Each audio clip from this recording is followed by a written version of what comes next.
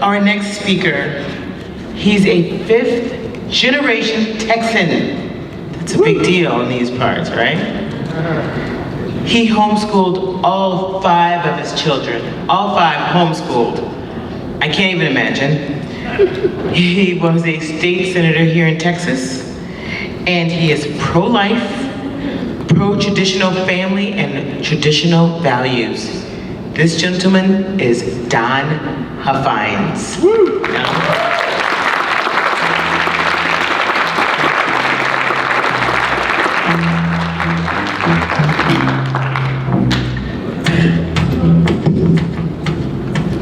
Good morning. Good morning, Patriots. Good morning. It's a great day for liberty. It is. Well, something happened in April of this year that I think you need to hear about. There was a 27-year-old woman who went to church here in Dallas with her 10-month-old baby in her arms. And she went to Catholic Mass, and everybody was seated in the gymnasium, very far apart. She sat in the far right-hand corner of the gymnasium, no one within 10 feet of her and her husband, with her baby in her arms, and she took her mask off because she was feeling morning sickness. The priest told her, please put that back on. She said, no, I don't feel good, I'm not putting that back on. She went up and got communion, came back and was kneeling and praying at her seat, and she looked up because somebody grabbed her shoulder, and it was 3 Dallas policemen in the middle of Mass. The priest had called the police to come in and arrest a parishioner that had been there for years with the host in her mouth. They basically told her to leave the church and she's going to jail, and they were ready to stun gun her right then with her baby in her arms. That was my daughter.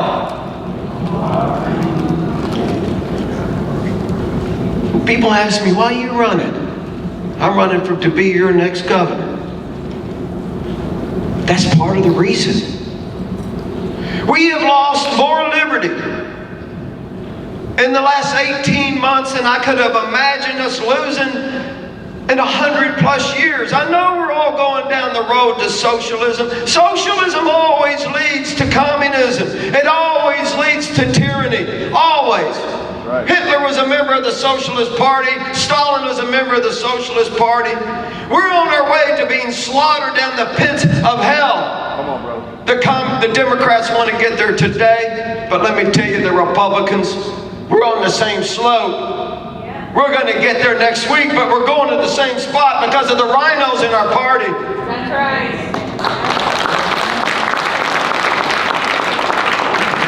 It's the rhinos, the Republicans in name only, that are the cancer. They are the virus of our country, of our state, of our party. We must purge them out. Come on. Just like we're doing. We got to purge them out because this is a clear case of good versus evil. Well, I was looking at the TV and screaming at it a lot in 2013, and I decided I need to do something about it, because in my heart and in my mind is burning a flame, and it's the flame of liberty. It'll never go out. Sometimes it burns so bright I can't stand it. It eats me up. But at 13, I had to do something about it. And I'm certainly pro-life from conception to natural death, no exceptions. And I will never quit working for the abolition of abortion. That's right.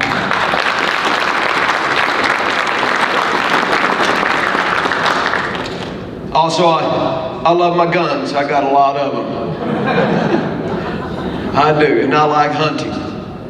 But there was a trophy on the wall that I didn't have, and I really wanted it, because I was tired. I was a trophy rhino. And he was sitting in the Senate seat state Senate seat that I wanted. Senate District 16 right here in Dallas County. By the way, welcome to Dallas County. This is my hometown. So I beat him in the primary heads up.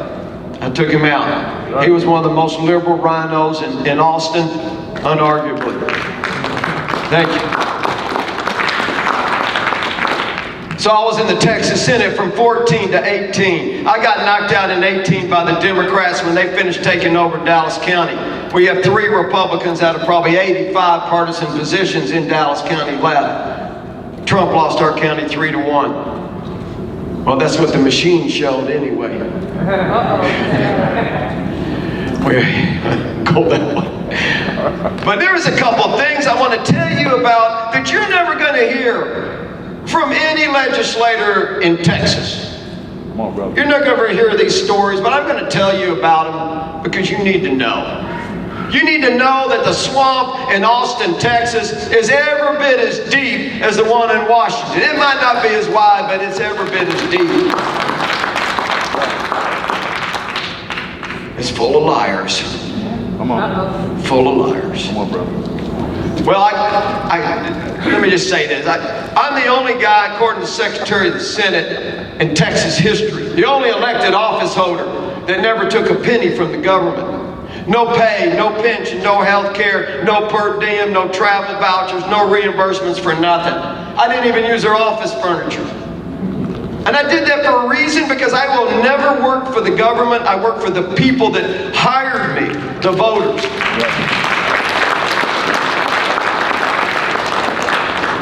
As you probably know, I'm planning on being your next governor of Texas. And I'm going to win. I'm not running for governor to send a message, to make a statement. I'm running to save Texas. And I'm going to do the same thing as your governor. I will never take a penny from the government for any reason. But let me finish up and tell you what I was going to say on this stories. I uncovered one of the largest political corruption scandals in the history of the state of Texas. Is right here in Dallas County. And these elected office holders were stealing tens of millions of dollars of our money. I got the Texas Rangers involved, then we got the FBI involved, and they took the file from the Dallas DA. Bottom line, we got 6 people put in prison, including the sitting mayor pro tem, the city council of Dallas. And they weren't just stealing a little bit of money, they were stealing tens of millions of dollars of taxpayers' money. And they had done it for years and years. There's 3,000 employees, $110 million annual budget. They don't exist anymore because I got a bill done in Austin to get rid of them. And it was really difficult to get that bill done, no matter how crooks they were. Now let me tell you why it was difficult. Right after inauguration in 2015, the Lieutenant Governor comes into the Senate, calls a meeting, the caucus as a whole. You might not know, there's 31 state senators. When I was always going to be 31. We represent more than a congressional district in Texas. 20 Republicans, 11 Democrats. And we're all meeting in this room. And he comes, and he said, well, I want to talk to all the senators. And he comes prancing in the room. And he says, welcome, senators. Well, welcome to the most exclusive club in the state of Texas.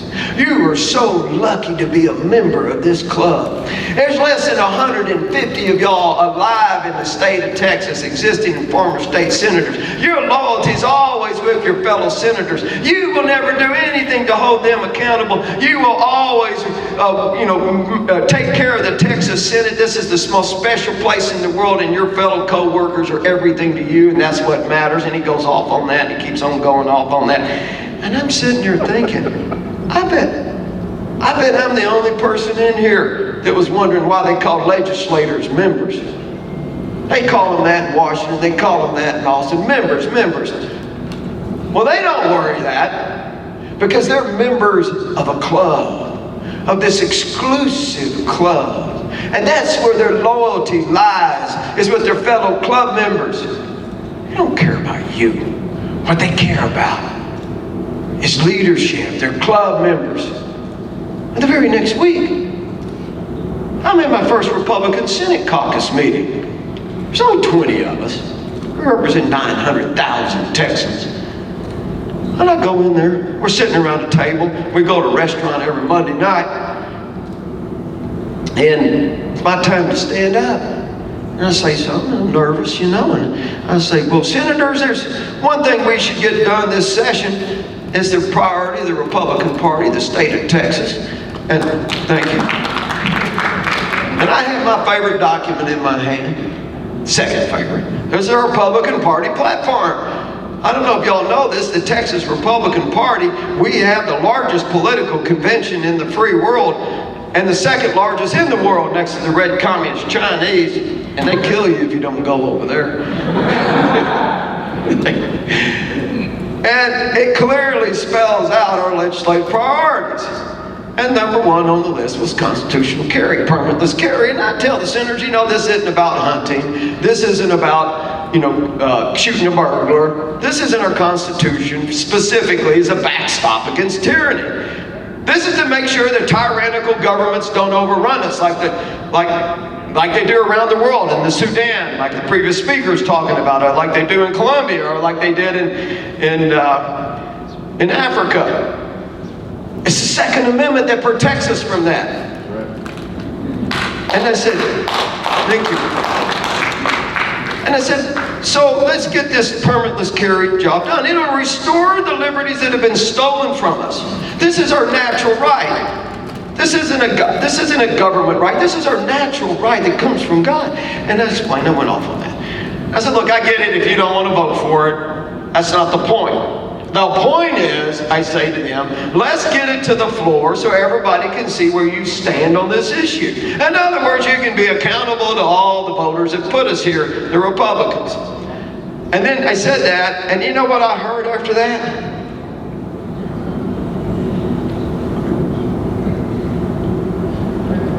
Silence. Complete silence. And then this fork hit a plate. It sounded like a church bell. It was so loud, and gradually, 1, 2, 3, 4 more senators. They got up from the table and they left the meal. Well, it was awkward for me the rest of the night. And the next morning, a messenger comes to my office. He says, hey, Senator Huffines, he said, you need to apologize for what you said to the Republican Senate caucus meeting last night. I said, really? What did I say?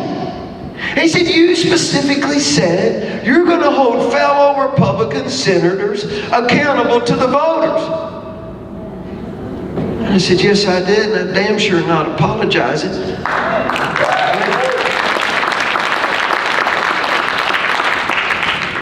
I'm telling you these stories because you've got to understand that most of your Republican leadership, they don't like us.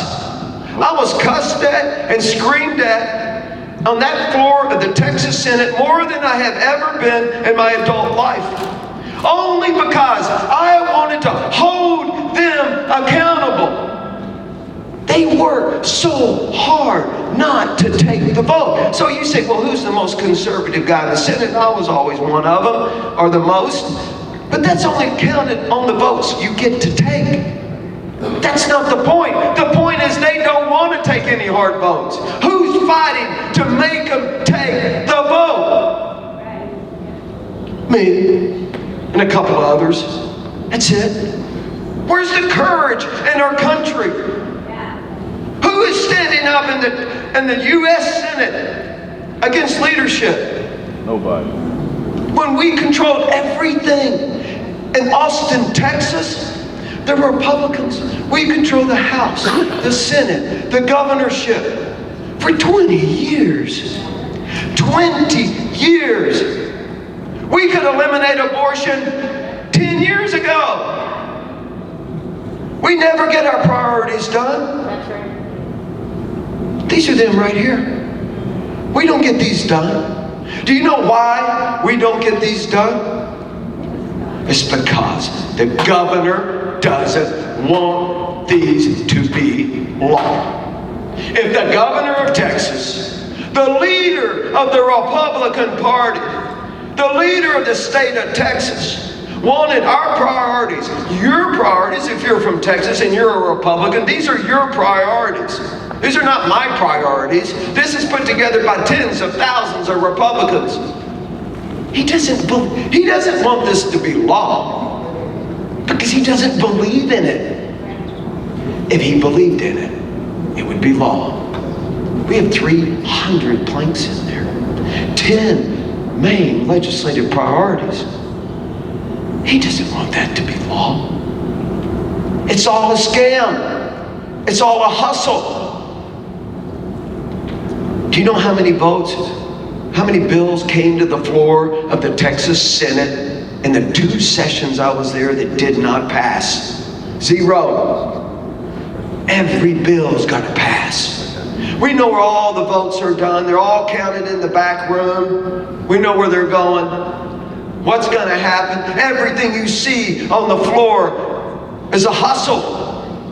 It's all for show. It's the same way it happens in D.C. as all this. You're going to get up and make a debate. They all know where the votes are.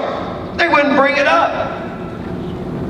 We're all in this huge hustle by a bunch of career politicians that are only interested in their careers and furthering their career. Let me ask you something. What was the catalyst to make me want to run and save Texas? Happened in March of 20, as you know what happened. They shut us down.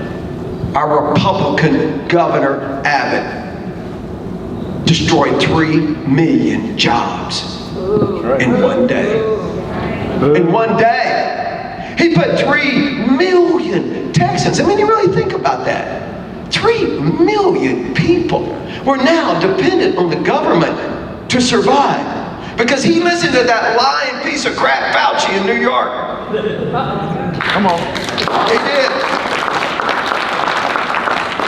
I told him, I sent it to, I was doing my tweets. I put an op-ed in all the papers of Texas, begging him not to listen to that liar, begging him to open us back up.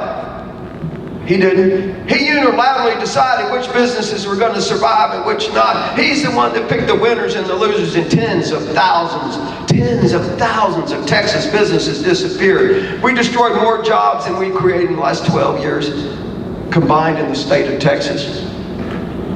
And patriots, what was the nail for me to make the decision? He closed our churches.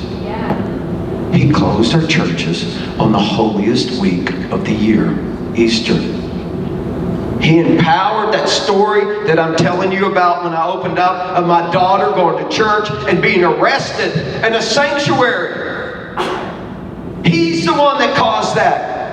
You couldn't properly bury the dead. You couldn't properly get married. You couldn't properly baptize anybody. You couldn't visit the sick. 9 months of a mask mandate. DeSantis took it off in 6 weeks. And then people thank him, oh, thank you, Greg Abbott, for taking the mask mandate off us. That's like thanking a thief for bringing some of your stolen liberty back and your stolen goods.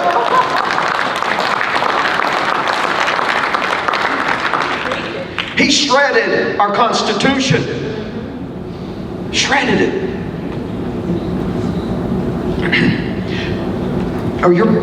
Do you think the border's secure? Nope. Do you, in Texas, are your property taxes going down? Of course not. Do you have confidence that your votes are being counted properly? I could just keep going down the list. Just go all the way down. There's so many issues. I'm the only candidate running for governor that's been in the legislature. Abbott's never been there. He didn't know. He really doesn't know he didn't know where the bathroom is. I've got a comprehensive plan to secure that border. That's why this election is the most important election in the country in 22, the primary in the Republican Party of Texas for governor. And it could be one of the most, and will be one of the most important elections in the history of the United States of America. Because let me tell you something, patriots, the federal government's never going to secure that border. Got that right. We had the trifecta under Trump. We had the House, the Senate, and a courageous president that was trying to secure the border, and the border wasn't secure. It's certainly better then than it is now, but it wasn't secure. The only hope we had to secure that border is of a courageous governor of Texas. And let me tell you what I'm going to do. I'm not only finish Trump's wall, I'm going to spend $3 billion doing it.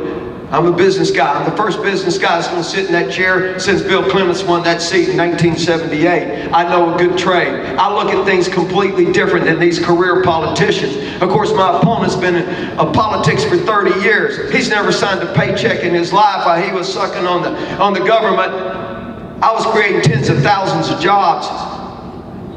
And that's a good trade, because let me tell you, we spend billions and billions of dollars in this state on illegal immigration that they ain't spending in Connecticut.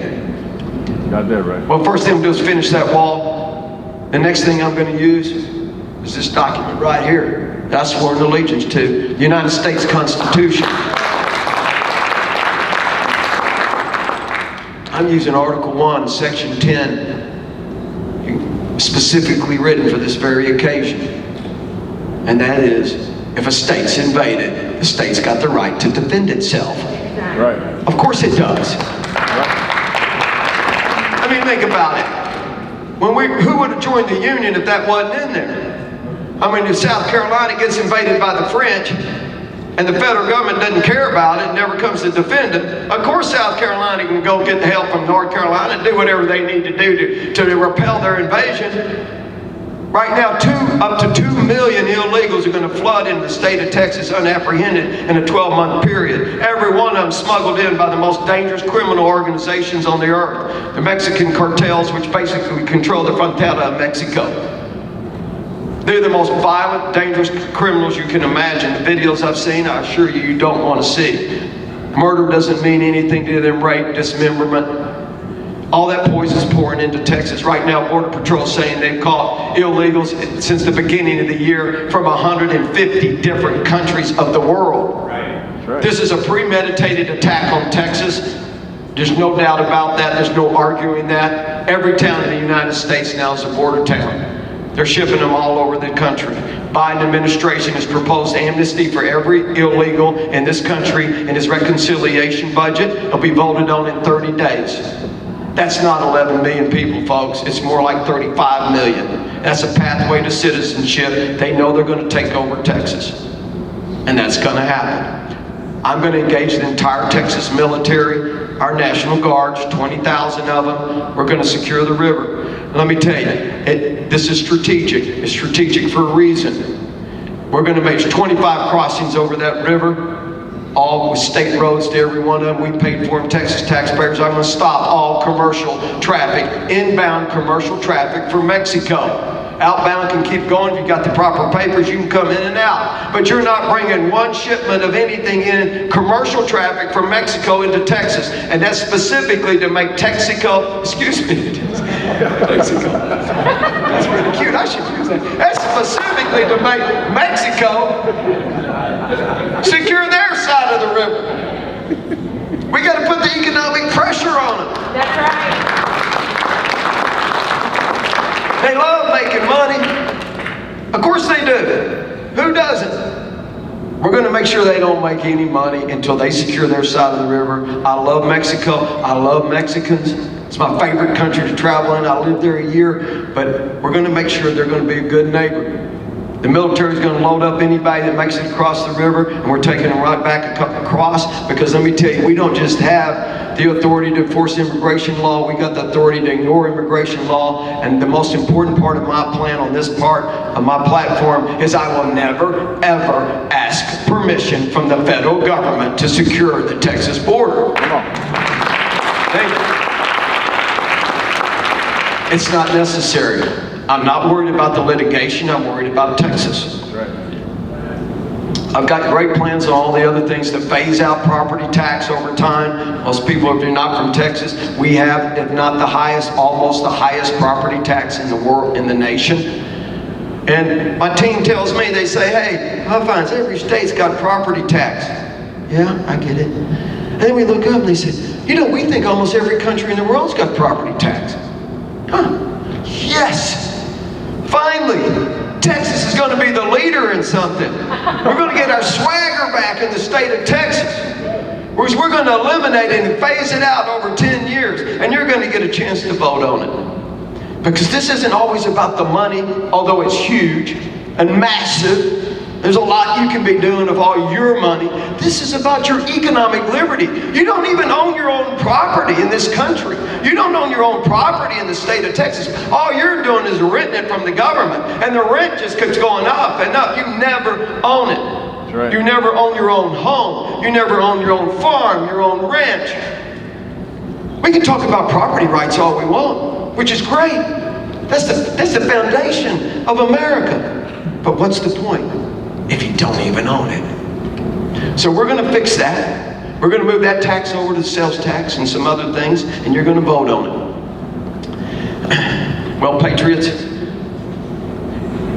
I tell you this, we are running out of time. That's right. We really are. But I have confidence when I talk to groups like this, this is our time. It is. There is no cavalry coming over the hill to restore the liberties that have been stolen from us. In 18 months, we've lost more at this rate. Where do you think we're going to be in another 2 or 3 years? Liberty lost is never liberty regained. It isn't. This is a clear case of good versus evil. It's the Democrats are trying to replace God with government. Let me tell you, I just get so panicked thinking about this. Evil is out of its trenches. They are coming out of hiding, and they are attacking us full force right in the face.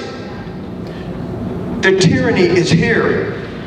Whether it's the vaccine tyranny, the mask tyranny, destroying your businesses, shredding our Constitution. That's what our governor does every day. Right. He's a political windsock that just blows in the wind, empowering the Democrats, because that's who they talked about more down there than anybody else. At our caucus meetings, oh, what do the Democrats want? What do the Democrats think? That's who they care about. We're running out of time on this. We really are. Well, I know that you know that, but I need to fire you up because our time is now. There is no, like I said, there's really no one coming to our rescue. We called 911, and guess who picked up? You. You're the ones that have picked up. You're the ones that are going to have to do something about it. And it's always that way in the history of the human race. It's always the few. I need you to pull out your rusted swords of liberty and help me cut the chains of government. Help me free up people to experience the joys and the prosperity that is possible when we embrace the free market, when we embrace liberty that was what it was designed to be in our country. When we embrace the power of the individuals, when we embrace the power of our Lord, let me tell you, our greatest days are coming.